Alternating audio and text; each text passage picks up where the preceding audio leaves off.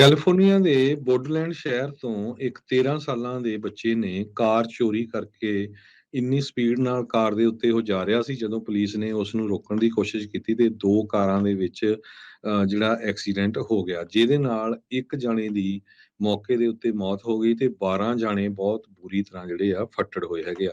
ਸੋ 13 ਸਾਲਾਂ ਦਾ ਇਹ ਬੱਚਾ ਜਿਹੜਾ ਆ ਚੋਰੀ ਕੀਤੀ ਹੋਈ ਕਾਰ ਨੂੰ ਲੈ ਕੇ ਜਾ ਰਿਹਾ ਸੀ ਜਦੋਂ ਇਹ ਸਾਰਾ ਐਕਸੀਡੈਂਟ ਵਾਪਰਿਆ। ਕੈਲੀਫੋਰਨੀਆ ਹਾਈਵੇ ਪੈਟਰੋਲ ਇਸ ਕ੍ਰੈਸ਼ ਦੀ ਜਿਹੜੀ ਆ ਇਨਵੈਸਟੀਗੇਸ਼ਨ ਕਰ ਰਹੀ ਹੈਗੀ ਆ, ਪਰ ਇੱਕ ਜਾਣੇ ਦੀ ਜਿਹੜੀ ਆ ਜਾਨ ਚਲੇ ਗਈ। ਜੀ। ਅਗਲੀ ਜਿਹੜੀ ਗੱਲ ਕਰਦੇ ਜਾਈਏ ਸੈਕਰਾਮੈਂਟੋ ਦੇ ਨਜ਼ਦੀਕ ਕਹਿੰਦੇ ਵੀ ਕੱਲ ਦੁਪਹਿਰ ਨੂੰ ਇੱਕ ਭਿਆਨਕ ਹਾਦਸਾ ਜਿਹੜਾ ਵਾਪਰਿਆ। ਇਸ ਕ੍ਰੈਸ਼ ਦੇ ਵਿੱਚ 12 ਲੋਕ ਜ਼ਖਮੀ ਹੋਏ। ਅਲਡਰਾਡੋ ਕਾਉਂਟੀ ਫਾਇਰ ਪ੍ਰੋਟੈਕਸ਼ਨ ਡਿਸਟ੍ਰਿਕਟ ਨੇ ਜਿਹੜਾ ਉਹ ਦੱਸਿਆ ਬ੍ਰਾਈਡਲ ਵੇਲ ਫਾਲਸ ਦੇ ਨਜ਼ਦੀਕ ਇਹ ਘਟਨਾ ਜਿਹੜੀ ਉਹ ਵਾਪਰੀ। ਇੱਕ ਜਣਾ ਗੰਭੀਰ ਰੂਪ ਦੇ ਵਿੱਚ ਸਟਰ ਰੋਜ਼ਵੈਲ ਮੈਡੀਕਲ ਸੈਂਟਰ ਦੇ ਵਿੱਚ ਉਸ ਨੂੰ ਦਾਖਲ ਕਰਾਇਆ ਗਿਆ। ਬਾਕੀਆਂ ਨੂੰ UC ਡੇਵਿਸ ਮੈਡੀਕਲ ਸੈਂਟਰ ਤੇ ਮਾਰਸ਼ਲ ਮੈਡੀਕਲ ਸੈਂਟਰ ਦੇ ਵਿੱਚ ਦਾਖਲ ਕਰਾਇਆ ਗਿਆ ਸੀਗਾ। ਸੋ ਇਹ ਜਿਹੜੀ ਹਾਦਸਾ ਆ ਇਹ ਪੋਲਕ ਪਾਈਨਸ ਜਿਹੜਾ ਇਲਾਕਾ ਆ ਉੱਥੇ ਉਸਦੇ ਨਜ਼ਦੀਕ ਜਿਹੜਾ ਉਹ ਵਾਪਰਿਆ, ਜਿਸ ਕਰਕੇ 12 ਲੋਕ ਜਿਹੜੇ ਆ ਉਹ ਜ਼ਖਮੀ ਹੋਏ ਆ ਤੇ ਉਹਦੇ ਕਰਕੇ ਫਿਰ ਕਈ ਚਿਰ ਤੱਕ ਆਵਾਜਾਈ ਜਿਹੜੀ ਆ ਉਹ ਠੱਪ ਰਹੀ। ਹਾਈਵੇ 50 ਈਸਟ ਬਾਉਂਡ ਦੇ ਉੱਤੇ ਇਹ ਦੋ ਕਾਰਾਂ ਦਾ ਜਿਹੜੀ ਟੱਕਰ ਉਹ ਹੋਈ ਸੀ।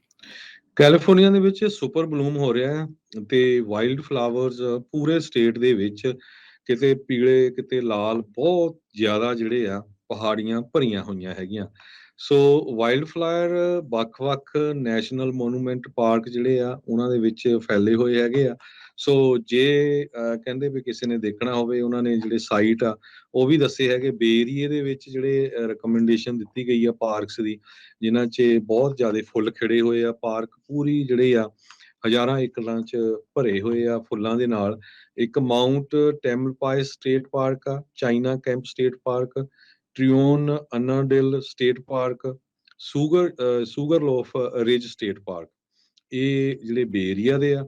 ਸਦਰਨ ਕੈਲੀਫੋਰਨੀਆ ਦੇ ਵਿੱਚ ਵੀ ਜਿਹੜਾ Anza Borrego Desert State Park ਆ, Antelope Valley California Poppy Reserve ਆ, Colonel Allensworth State Historic Park ਆ, Red Rock Canyon State Park, Tule Elk State Natural Preserve, Eastern Kern County Onyx Ranch State Vehicle Recreation Area. So ਜਦੋਂ ਛੁੱਟੀਆਂ ਹੁੰਦੀਆਂ weekend ਦੇ ਉੱਤੇ ਨਿਆਣਿਆਂ ਨੂੰ ਜ਼ਰੂਰ, ਜਿਨ੍ਹਾਂ ਦੇ ਕੋਲ ਸਮਾਂ ਹੈਗਾ, ਇਹਨਾਂ ਪਾਰਕਸ ਦੇ ਵਿੱਚ ਲਿਜਾ ਕੇ ਜਿਹੜੇ ਕੁਦਰਤ ਦੇ ਰੰਗ ਆ ਉਹ ਤੁਸੀਂ ਦੇਖ ਸਕਦੇ ਹੋ ਤੇ ਨਾਲ ਬੱਚਿਆਂ ਨੂੰ ਦਿਖਾ ਸਕਦੇ ਹੋ। ਜੀ।